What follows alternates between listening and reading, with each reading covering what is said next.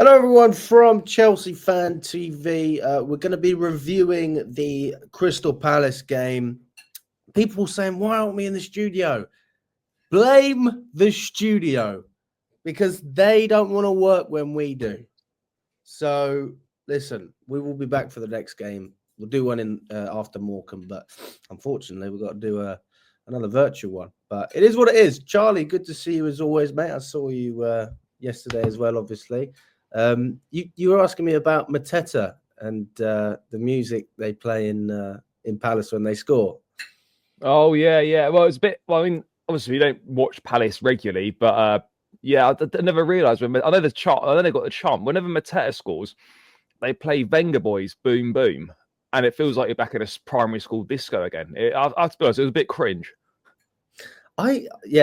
I mean, I know I've got a few mates who are Palace fans, so I knew this a while back. But when he asked, when he signed for them, he basically said, when I score, I want to kick the post, and I want everyone in the crowd to go boom, and that's basically what's happened. And I think the music's just part of that. I don't know if he asked for the music as well, but that's the backstory. I mean, the chant's actually all right, you know. I'll have to be honest, it's actually not that bad. But the playing the Venga Boys in 2025, yeah, I'm not sure. Yeah, I mean, listen, maybe you never know. We might have something similar at the bridge at some point. Although I'm not sure Chelsea fans would really get behind that, if I'm totally honest. I mean, yeah, let's talk about the game, Charlie. I mean, I don't know if you have similar opinions to me, really. I mean, we only had a brief chat yesterday. Obviously, we're all disappointed with the result, but I mean, I guess we come back to the performance as well, because that's where you can really take something from it. The argument is always that if you drop points because you didn't play well enough, although I would argue that we did, we just didn't take our chances. I think we created more than enough opportunities to finish the game off. And I watched the highlights again. Just obviously, you don't always get the best angles when you're in the away section. Mate, I seen that you were sat right next to a fuck off massive concrete pole. Oh, mate, it was brilliant. As soon as I saw it, I'd get a little fist bump. I was like, yes, mate, this is Palace away. I mean, I'm going to miss that. I'm going to miss that when they redo their stadium. But yeah, when it wasn't so bad when teams were, in the boxes, but in the center of the park, I was sort of, trying to can't see anything. See what was happening. Yeah. But no, it was all right, mate. I mean, it wasn't the worst feel I've ever had. But yeah, Palace away is not ideal in that sense. If anyone else was in a similar seat to me, I know how you feel. But I mean, yeah, let's just start with the obvious. I mean, everyone spoke about Nicholas Jackson. I know that a number of fans were angry with the timing of Maresca's substitution, bringing on Mark Guiu, taking off Nicholas Jackson. I mean, what did you think of Jackson's performance? And then obviously we can touch on the substitutions as well. I mean, look, I think in general, just going back to your point about the performance, look, the second half wasn't great, but as you touched on, we did more than enough to win that game, and we didn't take our chances, and we solely have ourselves to blame for it. People talk about Nicholas Jackson missing chances, and he absolutely did miss chances, but let's not forget that Cole Palmer arguably missed the best chance of the first half. He couldn't quite get on the end of that cross from Pedro Neto. And then you got Josh Achimpong with a free header at the back stick, which, regardless of whether it's your first Premier League start or not, you should be scoring. And that's not me criticising him. It's just a fact that you should be scoring that. So, yes, obviously everyone looks at the striker missing the chances, but there are chances of Achimpong that should have scored, and Palmer was very close to scoring as well. So it's not just Jackson that needs to improve and be more clinical. All over the pitch, we've got to improve and be more clinical. So I don't look, Jackson has to do better. There's no doubt about it. But this idea that we should just be singling out Jackson for missed chances is not really fair in my book. I mean, you also have to look at the fashion and the way he misses. Now we go back to last season, his first ever season. I don't think he misses in the same way. And that may sound a bit silly because fans go, well, but he missed anyway. But I do see an error of confidence. And even with the way he's missing, he's not missing badly. Now, let me elaborate on that. Last season, for example, let's look at the outside of the foot shot that he had in the first half. Last season, he never does that. He never does that. He never has the confidence to do it. Probably doesn't. I don't even know if he has the skill to do it, because I don't think he ever did it. So he clearly worked on his finishing in the summer. I think we all sort of knew that, especially after the West Ham game, towards the beginning of the season. Then you look at the chance he missed. I think, from a set piece. There was a volley. Now that's probably one of the chances I do think to myself, I could see an Osman finishing that. I could see other players getting that on target, and I say fair enough. Just a lack of quality in that sense, a lack of edge. And then I look at the third chance, the left-footed shot in the second half. Again, it was a narrow miss with his left foot, his weak foot. I don't think he has the confidence to go for that last season. I don't think he feels like he has the ability last season to go for those type of shots. So, yes, he's missing chances, but I think that he's gradually improving week and week. And looking at the performance itself, it's not just Jackson, it's the whole team. I saw the first half and I thought it was absolutely fantastic. People were sitting next to me saying, I don't know what's wrong. I couldn't say anything that was bad. No, so then to see them bad. No, it wasn't bad at all. It wasn't bad the first half. I wouldn't go as far as you saying it was like amazing, but it certainly wasn't bad. I thought we played reasonably. It was very good, Charlie. I think it was exceptional. It was exceptional. We played well. There's no doubt about it. We definitely played well. But I'm going to make 2 points. First point is that just in regards to Jackson, I think obviously you can look back to the recruitment in the summer, and hindsight's a great thing. But the decision to sign João Felix over a striker is looking worse and worse as the season goes on.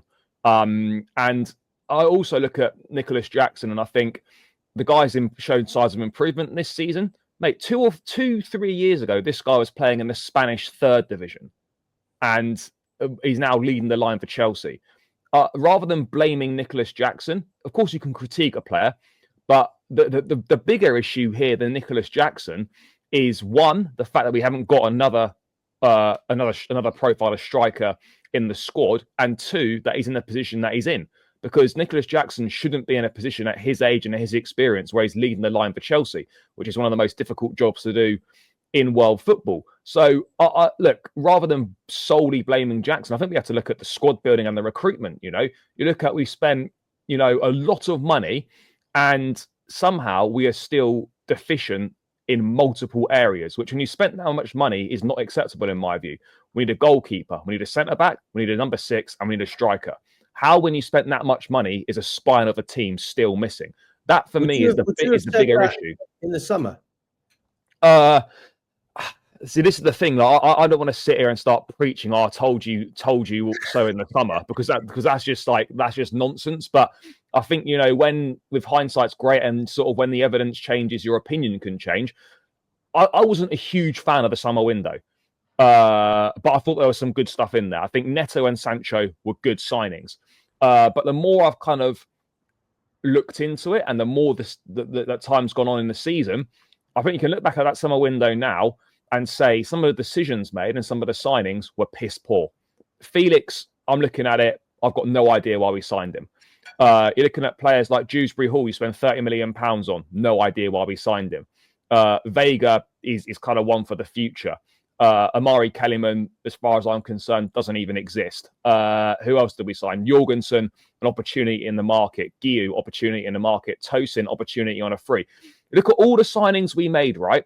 And outside Pedro Neto, every single signing was an opportunity in the market. Jadon Sancho, loan, cheap buy. Guiu, £6 million release clause. Vega, 12 million quid. Jorgensen, 20 million. Who else did we sign? Well, do you get what I'm saying? So we're doing a lot of business based on opportunities in the market. Now, I've got no issue with business, with taking opportunities in the market. That's absolutely a good thing to do.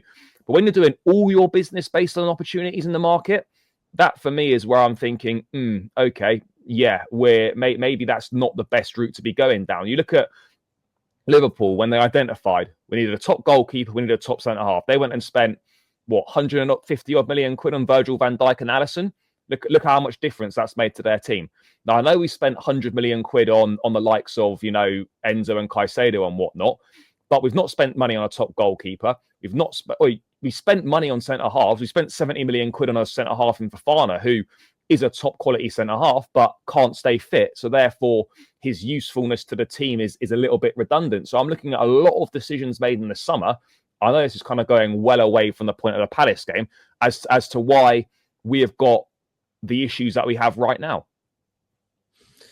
Yeah, I think you've said that very well, especially with the transfers. I mean, we're definitely just looking to get into the market when the opportunity arises. It's a bit like anyone who does trading or crypto. Buy the dip. That's what they say, isn't it? Buy the dip. When the stock is low, that's when you buy, because it can only go up from there. I mean, we've certainly taken risks on some of these players, and some of them have paid off, to be fair, Charlie.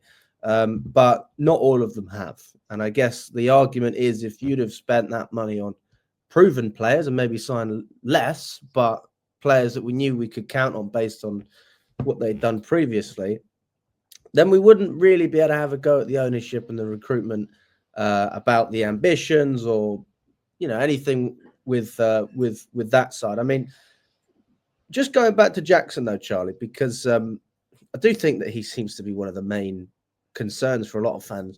If you look at his stats this season, if you look at his record game by game, this is the worst patch he's had.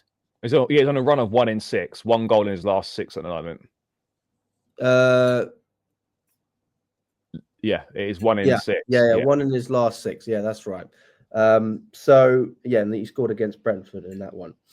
So I mean, this it's a slightly worrying situation to be in. But if you look at it, I mean, he's had some good patches as well. And the reason I'm not that concerned is because when he was scoring goals at the beginning of the season and throughout the middle, well, I say the middle, still the beginning, he wasn't scoring. It wasn't like the hat-trick against Tottenham where everyone goes, oh God, they had 9 men, they were tap-ins, this and that. He scored 1 against Wolves, 1 against Palace at home, 2 against West Ham. That's when we thought, my God, this guy's been really serious. Liverpool, Newcastle, Leicester, Villa, scoring against good teams as well. I still have absolute faith in Jackson. I really do. And I don't understand this notion that people say he's not good enough. Like, how can you say that? Yeah. When the last goal scorer we had that was at any sense close to what we ever had was Tammy Abraham with 15 league goals, and Jackson matched that straight away in his first season. We got 14 last season, didn't he? Was it 14? I think the problem people have got is they're holding Nicholas Jackson to unrealistic standards, in my opinion. Like, this is a guy that we spent £32 million on, and this is a guy that was never meant to be the first choice striker straight away. But as I've said, in terms of recruitment and poor decisions that we've made, he's found himself in a position where he is playing a lot more football and leading the line for Chelsea at a stage in his career where he probably shouldn't be doing so. But having said that, you can clearly see that he's made improvements. You can clearly see his finishing's improved. You can clearly see that his all-round play, which was very good last season anyway, is improving. He's got 9 league goals this season already. And he's well on course, if he stays fit, to beat his tally of 14 goals. And if he scores more than 14 goals and makes an improvement on his numbers from last season, then for me, how can you have too many complaints about Jackson? The complaint should be at, why have we not got another striker to complement Jackson? Why have we not got another striker to play instead of Jackson when he's going for a difficult run of form? Because right now, regardless of how well Jackson's playing, and this is not a good position for any player to be in, he's always going to play. Guiu at 18 hasn't got the experience, and Maresca has probably realised now that Christopher Nkunku at number 9 is not it.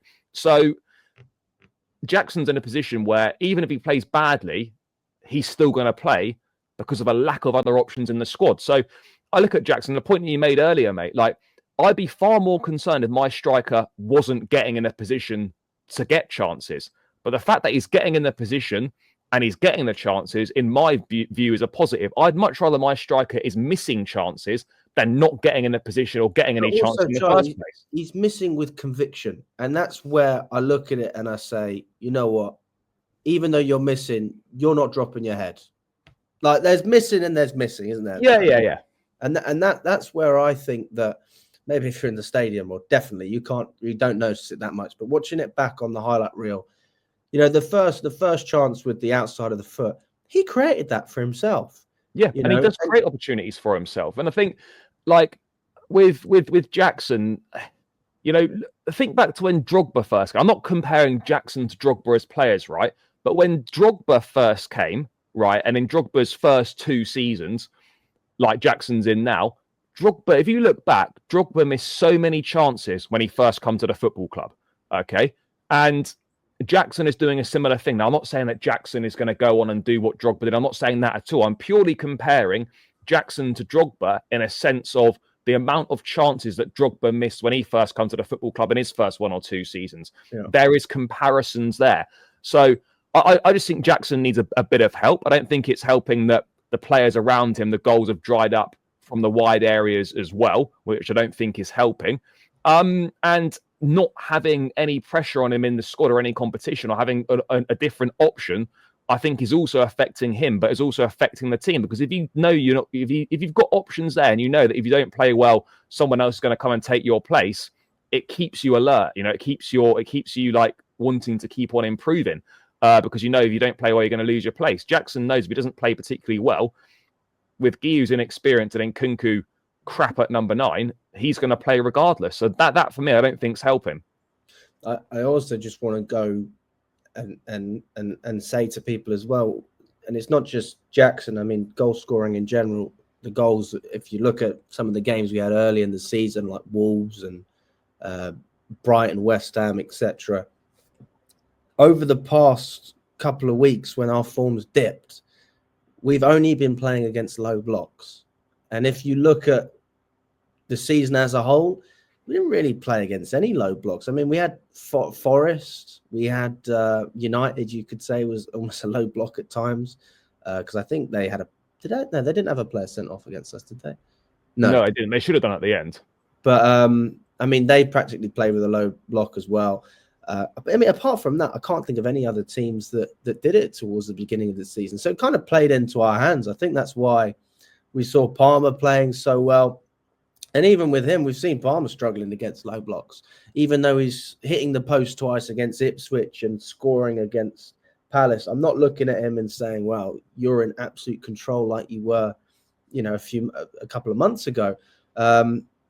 So it also depends on the systems you're playing against. And I think that,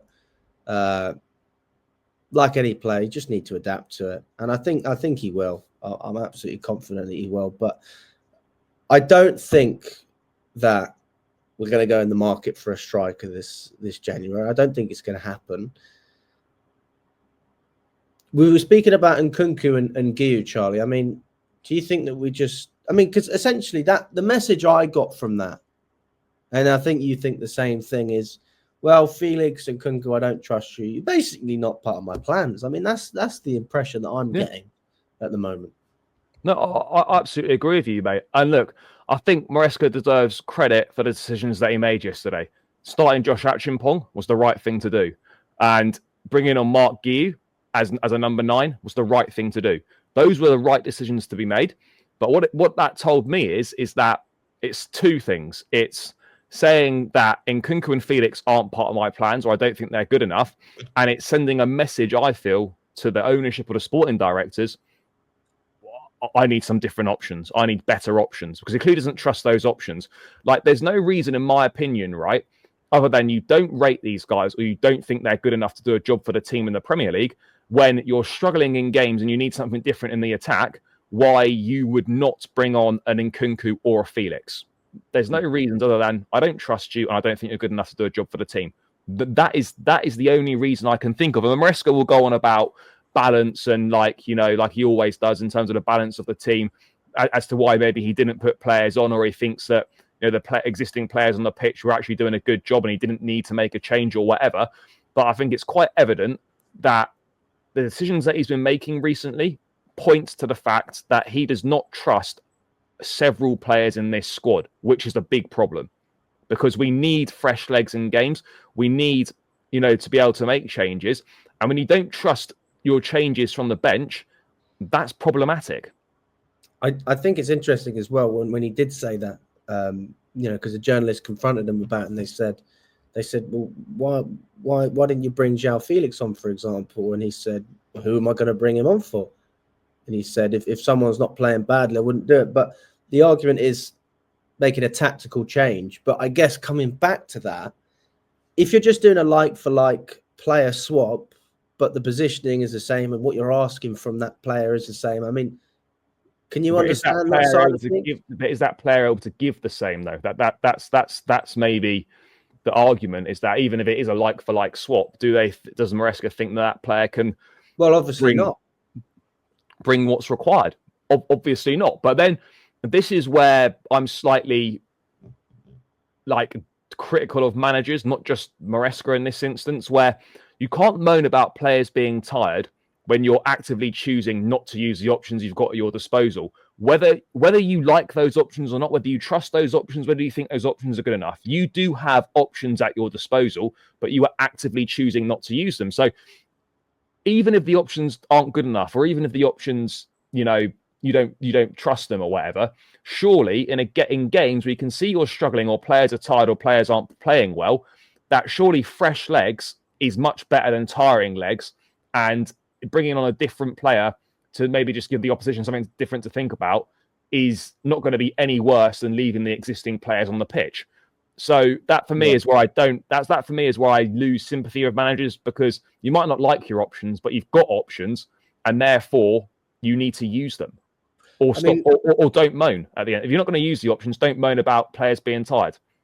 I remember I think it was the Everton game, and I was baffled how Palmer stayed on the pitch the whole time. I thought Palmer had a really poor game against Everton, and then I did think to myself, just bring on João Felix again, fresh legs. And Palmer's not having a good game. Makes perfect sense, right, from a tactical point of view.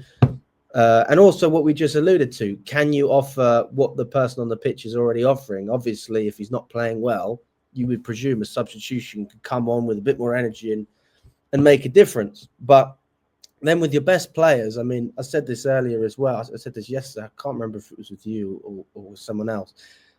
You wouldn't see, and I think this is the same with Jackson as well, by the way. You wouldn't see Guardiola substitute Haaland in the 81st minute because that's his goal scorer. You wouldn't see other managers bringing off their so-called best players or goal scorers.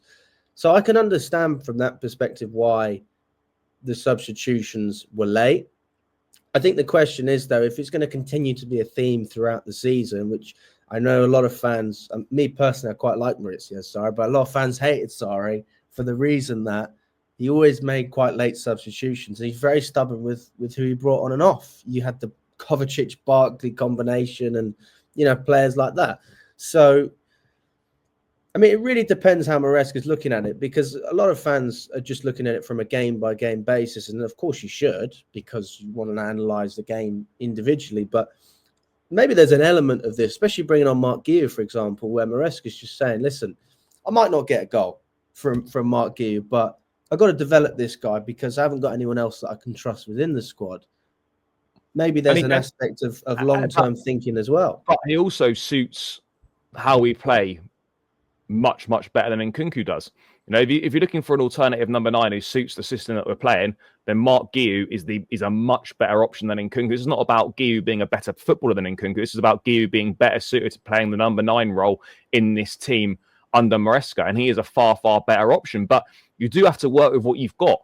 And right now, what we've got is clearly not good enough, or nowhere near as good as a lot of us thought it was. But you've got what you've got, and you've got to make the most use of it. We've lost the advantage of the Conference League rotation now, because that's gone until March. And now players who were getting a rest, your Palmers, your Caicedos, your Enzos, etc., are now not getting that rest that they were getting in the midweek. So we've kind of lost that rotational advantage. The good thing is coming up now is it's a whole week off now until Morecambe. pretty much everyone that played yesterday probably won't play against Morecambe, barring maybe Action Pong and Giu. So we've got a whole week to prepare for Morecambe. And then we've got the game against Bournemouth a week Tuesday. So maybe that's some time for some much needed rest for some players that have just not been able to get it over this busy festive period. Yeah, I mean, looking at the midfield as well, I mean that's an interesting one, especially with the Lavia conversation. And I mean, I've had this debate, I think, with you quite a lot about Fofana. I just don't like him. Not really a big fan of him. And I don't think you can build a team around injury-prone players like that. No, and Fofana's not the only one. It's James, I mean, to be fair, it's Fofana. Look at Pedro Neto as well, Charlie. I mean, but he's been fit here, to be fair. He has been fit, but you're still running the risk, right? Yeah, of course. But that goes back to, just very quickly, that goes back to the decisions in the summer. You cannot make a decision to trust and build a team around Lavia, James, Fofana, 3 players who have proven they cannot stay fit for the course of a season, and then be surprised when it all goes to shit when all 3 of them are injured. Yeah, and from that perspective as well, it puts so much pressure on Caicedo and Fernandes as well. Because mate, we're a Caicedo injury away from being absolutely fucked. Well, you look at who's on the bench for that game and who can replace those 2 players. Giu obviously can't. Tossin's not able to do that. Vega has played in the midfield, and that's it. You've got nobody else. You didn't even have a midfielder on the bench. You didn't have a midfielder. Vega was the only person that could have played in midfield yesterday. He's not even a midfielder, Charlie. No. He's not a midfielder. So that's very worrying. The fact that, I mean, Casady, it looks like he might be going on loan. I think he's going. Or a permanent to Torino. Permanent to Torino, yeah. So that then points to me that that's another option out the door. Whether it's 6 months or permanent, that's another midfield player down. So that surely must indicate that someone is being recalled, whether it be a Santos or whether it be an Ugochukwu. Because right now, we've got no legs in midfield whatsoever. Caicedo's looking knackered. Enzo's looking tired. There's Dewsbury Hall's injured right now, but he's not trusted anyway. Not even trusted to make Premier League squads. Carney's out of the picture. Cassidy is on his way out.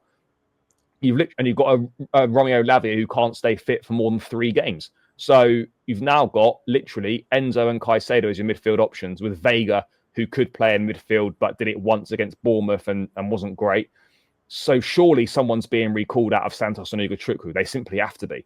I think it's got to be Ugochukwu. And the reason I wouldn't recall Santos is I just think from his personal development standpoint, just let him do what he's doing in France. He's having a fantastic time out there. I don't think it's worth ruining that because but also quickly, Strasbourg are like 2 or 3 points above the relegation zone. They're in a relegation. Yeah, they're in a relegation battle pretty much. So if you take Santos, their best player, out, then there's a danger they could potentially go down, and which would be an absolute disaster for Blueco. So that again is another reason for me why Santos won't be coming back. I didn't know that. Yeah, mate, they're right. Mate, they're right. They're honestly, bro, they're right down near the bottom. Oh, they're 13th. Yeah, I can see. I mean, I think they're what, 4 but there's only 18 teams in Liga. Yeah, but how are they, 4 or 5 points above the bottom? They are 5 points above the top. Yeah, exactly. So you take their best player out in Andre Santos, could be asking for big trouble. I wonder why. No, fair enough. I mean, Strasbourg were never like an amazing team anyway. They were a mid-table team, but you'd probably expect them to be a little bit higher up than they are. But actually, if you look at the league table in France, actually, there's not an awful lot separating. I mean, to be fair, they're like literally what, three or 4. They're like 3 points off 10th. So yeah, you know, it's pretty congested. But yeah, like that's it's probably not a one complete of the disaster. But we've got to be careful, obviously, from that side. I didn't realize they were near the drop zone. But yeah, I mean, that's a good reason as well, Charlie. Yeah. So I mean, for his development and Strasbourg's sake as well, it's in our best interest for them to obviously stay in the top division in France. So Ugochukwu would make sense as well, because I think that profile is what we need. I mean, Santos comes in, he can certainly get us ticking. Don't get me wrong, but Ugochukwu is solid defensively, and I think he was a massive dark horse in pre-season. Scored a couple of goals, didn't he? But only thing I wouldn't have had an issue, Charlie, if we would have just kept him in the squad. No, because I could see him being utilised. Well, he would have 100% been utilised. But again, this is like again, that's why hindsight's such a great thing. And I don't think we can just sit here and kind of like just preach, oh, we should have done this, we should have done that. Because I think in the summer, none of us, well, not many of us would have said, oh, we should have kept Leslie at the club. I think a lot of people were happy for him to go on loan. And that, but, but that's with, again, based on the premise that we thought Romeo Lavia was going to stay fit, which you can't trust him to do. So I think Leslie's the one that makes the most sense to come back. Yes, he is now starting to play regularly at Southampton now that Ivan Juric is coming down there, but it makes sense to bring him back. You're not going to go and sign a midfield player in January. So it's Leslie or Santos comes back. And I think the most obvious choice is you recall Ugo Chukwu. But why that's not happened now, I don't know, because what would make the most sense is if you're going to do that, you recall him and you play him in midfield against Morecambe next weekend. That would make the most sense. There's no point literally waiting for like 2 weeks of the window to go past and then decide to call him back. You really want to call him back now, get him playing against Morecambe, get him integrated, and then go from there. But I don't think that's going to happen. Yeah, I mean, it looks like there's going to be a number of things happening as well. Even though we just spoke about Cassidy not being on the bench because of his move to Torino, which we're trying to negotiate a higher fee. We had Disassi on the bench as well, and he's a player that could be rumoured to be on the way out. And I'm not opposed to it, especially if we can get a player like Tamori in. I think that's great business from our side. But that deal won't happen unless Disassi goes. We wouldn't just bring in any deal for any centre-back won't happen unless one goes. Someone has to leave for a centre-back to come in. It's a kick in the teeth for our recruitment because they spent 40 million on him, and he's on not a bad contract. I think he's on about 90k. But it goes back to the recruitment, doesn't it? Like I've said it before, we actively made our defence worse with the decisions that we've made over the last couple of years. Disassi, you spent 40 million on Disassi, who's not even better than Chalobah, and then in the summer, Silva leaves. Yes, okay, you get Fofana back from injury, but Tosin comes in. Chalobah leaves. Tosin's not better than Chalobah, and you've still got Disassi there. So, like we've over the last couple of summers, we've actively made our defence worse. The thing is, as well with Tosin, and this is what I loved about Josh Achimpong. I'd like to speak about his performance against Palace. I love the fact that Josh he seems to have a bit of Fofana and Tosin in him. And what I mean by that is he has the height on his side that you get from a player like Tosin. That's always a massive advantage, especially on set pieces. But he's aggressive as well and very front-footed when he defends. And you always see with Tosin, I mean, Van Dijk sometimes does it with Liverpool, but Tosin's not Van Dijk. He sort of dropped a little bit deeper than everyone else in the defence. But when you're trying to press and close up the gaps quickly, that's not what you want. It's almost like everyone's pressing and then he's not really quite pressing as much as you want him to be. And I love the fact that Achimpong was getting stuck in him and involved. And that's not an easy battle up against Mateta, but I think he handled himself well because it's all great me saying, well, you got to smash him and, make your presence known, but you've got to defend smart. And I think he was very intelligent in terms of the way. I don't think he put a foot wrong. I think he gave the ball away once in the second half, which didn't really lead to anything. If you're being super critical, he probably should have scored the opportunity that he had in the first half from the set piece. But other than that, he was exceptional. But I think it's really important to remember that we don't get carried away and we say, "Oh, we don't need to sign a centre back. We've got Josh." That's not the answer to our centre back problems. He's a great player to have, but that is not the answer.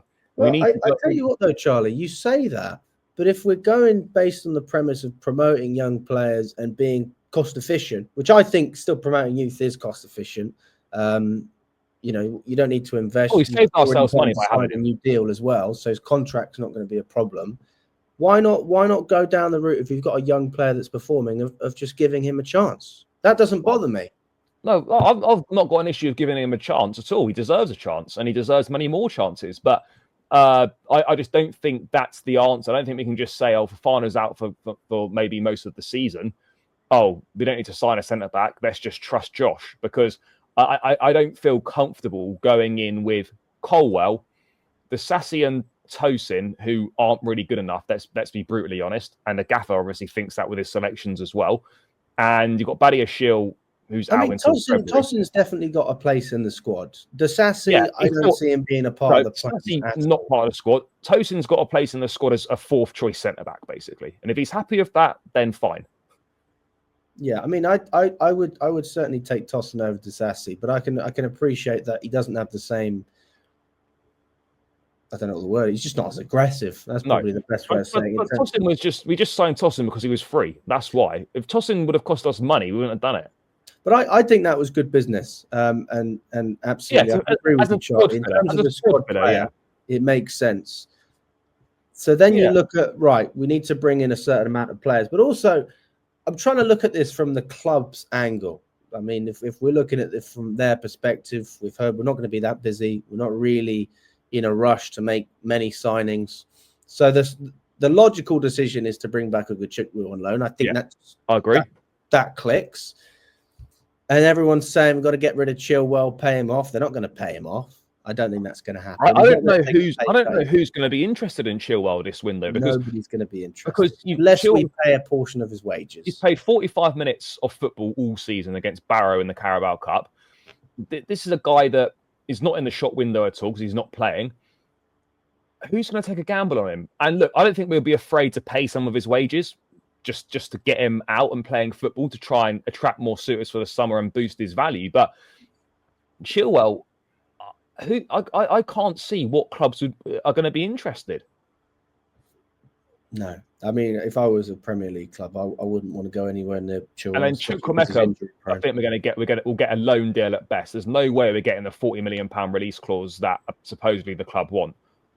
Well, he's got a number of years on his contract anyway. Loan him out and then see how he does. Just get him on loan, get him playing, and then hopefully he does well, and we'll sell him in the summer.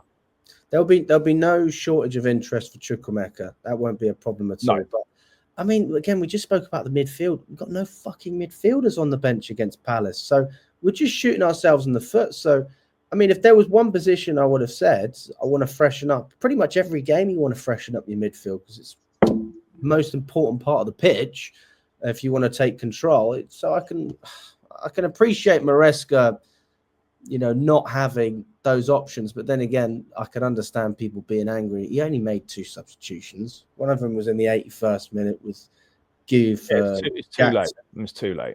And then Madueke for Sancho. And you put Madueke on the left-hand side as well. I've never even seen Madueke play on the left. So I don't know. We needed a moment of magic in that game, but ultimately we created enough chances to polish it off. Let me ask you this, Charlie. Based on the 11 that we started against Palace, do you think that we need to change anything going into the West Ham game? I'm just talking about the starting 11 as a whole. Do you mean Bournemouth? Is Bournemouth the next game, is it? No, it's Morecambe, then Bournemouth next Tuesday. Was it Bournemouth? I thought it was West Ham. Sure. No, it's Bournemouth. We've got Bournemouth, Wolves, and Man City next 3 in the league. Oh, yeah. Sorry. Yeah, Bournemouth. Yeah, that's on the 14th of January. Yeah. Yeah, I mean, would you start the same 11 against Bournemouth? Well, I'll probably bring Reece James in, maybe. Because I think he'll get minutes against Morecambe, surely. So I think maybe you play Reece in that game. I've got no reason to not play Josh and Levi Colwell together. That for me is probably the only changes you make. Maybe a Madueke comes in potentially for a Sancho or a Neto, but again, mate, we go back to it. There's not very many changes you can make. Yeah, I mean, but this is the thing, Charlie. Like people say, we always make these calls as fans, and we, I don't want to sound a bit entitled here, but we are a little bit entitled. We almost demand that the manager set up a certain way and don't play Disassi, and you've got to play like this. And then he actually ends up doing it after a couple of games. I mean, we've been calling for Josh Achimpong to start and Disassi to be dropped. It's ended up happening, and people still have a reason to complain. But, I mean, we did something different. We set up in a way that I didn't expect us to set up. We had Gusto and Cucurella as just classic fullbacks, and then midfield no one inverted yesterday. Nobody inverted. So when Oliver Glasner comes out and says Chelsea won't surprise us, I mean, I was surprised by that. And to be honest, I don't mind that. We have seen it before, though. Yes, we have seen it before, but I just didn't expect it, to be honest with you. I mean, what did you make of Gusto? Because I was on X earlier, and there seems to be quite a lot said about him at the moment. I mean, he's not been in amazing form this season. There was one particular moment in the second half, I think, where he should have played a ball into Jackson, who'd made a really good run. He didn't. Look, he's not playing that well at the moment, but this is a guy that's 21 years of age. Are we really surprised that he's having a bit of a dip in form? That shouldn't be a surprise. We've got options at right back now. We've got Action Pong. Reece James is supposedly back fit again. So maybe you can take Gusto out for a couple of weeks and just, let him regroup, recharge and go again. But yeah, look, he has come under a bit of criticism this season. The performance levels haven't been what they were at last season, but the kid's 21. Of course, there's going to be a bit of a drop in form. I haven't got any concerns about Gusto, but yeah, it might, with the options we've got at right back, it might just be worth maybe taking him out for a couple of games. This is the thing. When you look at the age of our squad, obviously, I think we're the youngest, if not one of the youngest in Europe. And, people are saying it's a disgrace how we're dropping points and our transfer policy and things like that. It all seems like a natural progression to me. And I hate to be that guy. But I don't hate it, actually. I'm glad that I'm the guy that I feel like I've got a bit of common sense looking at the fact that we finished 12th, 6th. And I know I got a bit carried away. I know I did before the Everton game. I did. Me and Lewis told you we weren't contenders. We were contenders at that time. But we've sort of fallen off the horse a little bit. But I mean, if we finish second, then I could still technically say we were in a title race because nobody else finished in front of us. I'm trying to save myself here. But you've got young players. It's like you said with Gusto. You have to accept that irrespective of what this manager does, you could make all the right decisions and still drop points. And I think that there's certainly questions that you could ask regarding the lack of substitutions or the timing of the substitutions or refusing to use certain players when it seems obvious. But ultimately, even if Maresca did all of those things, we'd still drop points. And there's a chance that could have still happened yesterday. But I don't think that we're going to have any issues with top four this season. I'm still very much confident. I have a lot of faith. And I don't think that we need to do an awful lot of business, to be honest with you, Charlie. Like, as I alluded to, there's only one transfer which is blatantly obvious, and that's bringing in Chilwell. So it's not even a transfer. It's not just a transfer, no. I mean, yes, you could bring in a centre-back. Yes, you could bring in a striker. It's not going to happen in January, a striker. I just can't see it. I think we could massively benefit with one, 100%. Bro, imagine what happens if we talked about with us being fucked if Caicedo gets injured. Imagine what happens if Jackson gets injured. We're absolutely fucked. So, do you feel comfortable with Jackson and Guiu as your number 9 options, and in Nkunku what we've seen he can do there, and it's crap? Are we happy with that for the rest of the season? Given now we're in a top 4 dogfight, and I actually honestly believe, mate, that if we don't do anything in January, whether it's recalling a loan, whether it's signing a centre back or whatever it is, if we don't do anything, we are gambling our chances of finishing in the top 4. Well, I do think if Jackson got injured, you would have to almost do what Poch did last season and put Palmer on the right and then Nkunku as a 10 with Guiu up top. And then maybe you could rotate Felix in alongside Nkunku as well. I mean, Palmer's just as good on the right as he is as a 10, if not better in terms of his goal scoring record. But, it wouldn't be ideal. We could still find ways to score goals, but Maresca is very stringent on the way he likes to do things, and I don't think that's going to change anytime soon. We're going to have goals from other parts of the pitch. The question is, it's just a matter of when, because Fernandes has shown that he can get into the right positions. We haven't really got any goals from defence, but we get more creativity than Cucurella than I've seen in previous times. Yeah, but we do have a problem, though, mate, that realistically, if Palmer or Jackson don't score, we're not scoring goals at the moment. It's true. It's very true. Well, you can't put all the blame on Sancho because he's not the one scoring. He just wants to create as well. So no, I know, but you need to look at your wingers for a bit more.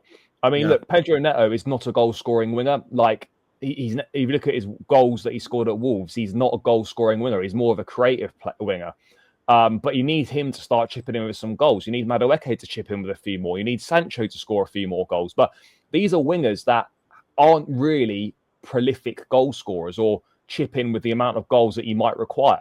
So you've got Cole Palmer, who's scored 13 goals this season. I think Jackson's got 9. Madueke's got 5 in the league, I think. Maybe Neto's got 1 or 2. Sancho's got a couple. We need more, mate. You need your wide players to chip in with between 5 and 10 Premier League goals. And I don't know how close a lot of them are going to get. You really need them between 8 and 10, really, in the Premier League, all of them. And we just don't have that at the moment. I guess, yeah. I think to be honest with you, we'll just be eyeing up deals in January. I'm looking at Cunha as well from Wolves. He's just signed a new deal with Wolves. Is he a 10 or a left winger? I think he's kind of someone that's comfortable across the front, really. But he tends to, I think he plays more kind of. He does. I think he tends to play a bit more centrally. But he's someone that's comfortable kind of across the front line. Because you look at players like him, players like Delap as well. Player. I mean, these are all deals that could happen in the summer based on who gets relegated. And I don't think Wolves will go down now. I don't think Wolves will get relegated now. But I do think Ipswich could still get relegated. Although I think McKenna's quite a good gaffer. He is. You know, I do think he's good. But I do think though, just on Delap, by the way, like if Chelsea genuinely want Delap, and there are strong indications that we do, yes, Ipswich might not want to sell in January, but if bringing a striker in is potentially the difference between getting Champions League football and not getting Champions League football, I think it's a decision you have to take. And if that means spending 10 or 20 million pounds more, then that is absolutely worth it. If it's going to mean you're going to get in the Champions League. What's the final fee? Well, I don't know. That's the problem. Well, I'm asking, like, what would you? Well, they spent. Let's say they spent 20 million quid on him in the summer. He's had a good first half of the season. He's got 7 Premier League goals. Ipswich don't want to sell in January, so you put a bit of January tax on there. You put some English tax on there. I think you're looking at about 50 or 60 million quid. Yeah, I think it's about 60, mate. If I'm honest, I think it's about 60. If you did it in January, English tax. Yeah, if you do it in January this month, I think you are looking at. Let's say, right, if it was 50 million pounds, and we could do it in January, are you doing it? Yeah. Yeah, it's a no-brainer, isn't it? 60, I'm thinking that's a lot of money to spend on 50. Don't get me wrong, 50 is a lot, but if it was guaranteed, you could go all in 50 million quid for Delap in January. I'm doing it right now because I believe that it makes that much of a difference between our chances of getting top 4 and not getting it. Well, that would give you the freedom as well to say to you can get rid of Nkunku, yeah. You can go or say to Chukwuemeka, you can get a lot of these players up the top end of the pitch. So yeah, that's certainly an option, but I don't think it's going to happen. Honestly, my prediction. I mean, we've already brought back Anselmino from Boca Juniors. He's not going to be a part of our initial squad, but he's going to be in and around, getting used to. He's not going to feature in the first team. They said they want to climatize him.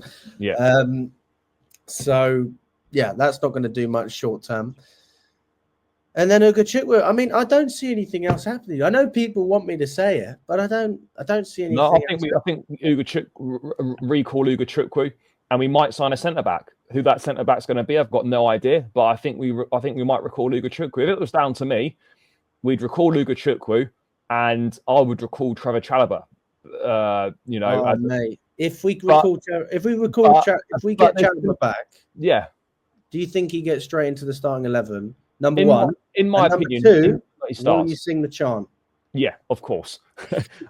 Personally, mate, Chalobah is better than Disasi. He's better than Tosin, and right now he's a better centre back than Josh Achimpong. Right now, Achimpong has got the potential and the ability to be a lot better than Chalobah. But we're talking right now, who is a better centre back? Chalobah is a better centre back right now at this point in time. I think Achimpong has got all the ability and the potential to go on and be considerably better. But right now, Right now, in my opinion, if you're asking me, does Trevor Chalobah start for Chelsea with the current injuries at centre-back? Is he better than our current centre-back options? Yes, he is. So, look, if it was that, but there's conflicting reports about whether there's a recall option or not. Some reports have said no, others have said yes. But that's something that I don't see happening anyway, because, you know, if I was Chalobah, with the way that Chelsea treated you, would you go back in their time of need? Probably not. Yeah, well, listen, I think They fucked him over. He signed a new 4-year deal, and then they just fucked him out. They just hung him out to dry the next summer. I think it's, you know, it depends what the player wants ultimately. I don't think Chalobah's getting another big move to another club, if I'm totally honest. I don't think he's going to a club anywhere near the size of Chelsea. So, I mean, if he's happy playing for Palace, then don't come back. But if you want to play at the highest level, then you're going to do anything you can to get there. He's not going to get a move to Arsenal or United or another one of these. No, I wouldn't have thought so. So, yeah, I do think he'd be open to coming back. And he loves Chelsea. Like, the fans and the club as a whole, like, take away the ownership. He doesn't have anything against that. It's just the hierarchy up top. And it's all business at the end of the day. But if he really loves the club, then I think he would come back. But yeah, I think realistically in January, we're looking at loan recalls. So probably Ugo Chukwu. And then if we can get the Sassy out, we'll sign a centre-back. But realistically, mate, I know you can never say never with Chelsea on a transfer window. But if I had to say right now what I think they're going to do, I think we just get Ugo Chukwu back and that's it. I think that's honestly what's going to happen. I totally agree with you on that. And I think we need all the help we can get in that midfield department because, you know, although Caicedo and Fernandes have had some games where you do think, especially of the past couple, maybe you could have done a little bit better. I mean, it's never easy when you're not given a rest and you've got to take the physical side of things as well. You know, how much time they have to recover and just being fresh in itself, like mentally as well. Ugo Chukwu will probably, I think it's more so for Caicedo, really, because that guy carries the midfield on his back. And I saw him have, for the first time in a long time, a poor game against Ipswich. Mate, I can't remember the last time I said that. Areas, he was giving the ball away in such poor areas. Yeah, I mean, he was totally unlike himself. And that's the game where you say, right, bring someone on. Not a problem, Caicedo. We're not holding it against you. It's probably just absolutely knackered. That's the truth of it. Like, you're not going to be at your best when you're playing every 3 days. It just can't happen. But, yeah, I mean, if we can do that, then it's just a case of the medical team and the management being smart with who they play and how many minutes they play. And obviously the players taking care of themselves. But apart from that, I mean, we could just have a bit of luck, really. If we don't have injuries, then we should be fine. I mean, I said this a month or so ago. We can still be in the title race if we don't have injuries. And just with a couple, I mean, we've already struggled, haven't we? So, yeah, that's the main thing, really. We just got to keep our players fit. Yeah, I mean, I think we've covered everything, Charlie. I mean, is there anything else? I don't really think so, there mate. is one other thing. Robert Sanchez, mate. He was okay yesterday. I thought he had a pretty good game. I mean, to be honest, he was partly at fault for the goal we conceded because he should never be passing the ball to Palmer, who had 2 players on him. That pass obviously led to the goal. Obviously, then Palmer gives the ball away and, Levi Colwill comes steaming out. Achimpong comes across to cover that space. And then, we leave the space for Eze and he passes it to Mateo or whatever. But generally speaking, Sanchez wasn't bad yesterday. He made a few good saves. And in general, he's not been that bad in recent weeks. But being okay is not really good enough. I thought he was relatively stable. He wasn't bad, mate, but he should never be playing the ball to Palmer in that situation that he did, which led to the goal. Sanchez for that one because you got to remember Palmer's asking for the ball as well. No, but he's played. But what I'm saying is, himself in a position to receive the ball. No, sure, but what I'm saying is that he shouldn't have played it to someone who's got 2 players on him. Yes, Palmer shouldn't be losing the ball in that position, but Sanchez should really be making a better decision. But generally speaking, mate, in the last few games, he's actually not been that bad. Yeah, I mean, I still prefer Jorgensen. I'm with you on that. Yeah, for sure. Jorgensen, even against Ipswich, I thought he had a great game. And people go, well, he conceded the penalty. It wasn't a fucking penalty. He didn't even bring him down. It wasn't a penalty. And I saw meme pages saying, what a dive. I saw it was everywhere. Well, it was, yeah, it was. But, you know, it's done now, isn't it? But yeah, that wasn't his fault. No, so I mean, I'd like to see Jorgensen get some minutes. I mean, definitely play against Morecambe, but I mean, there's not really much you can judge based on that game. I don't think he'll be playing in any others anytime soon. I wouldn't have thought so. I mean, we've got Southampton in February. I mean, if we're doing it like that, he played in the away leg. Who knows? No, yeah, I mean, I think he'll play in the FA Cup and. Obviously, when a Conference League comes back, he'll play. But yeah, not for me. When's that? In March? The Conference League. Conference League's not back till March. Oh my God. Yeah.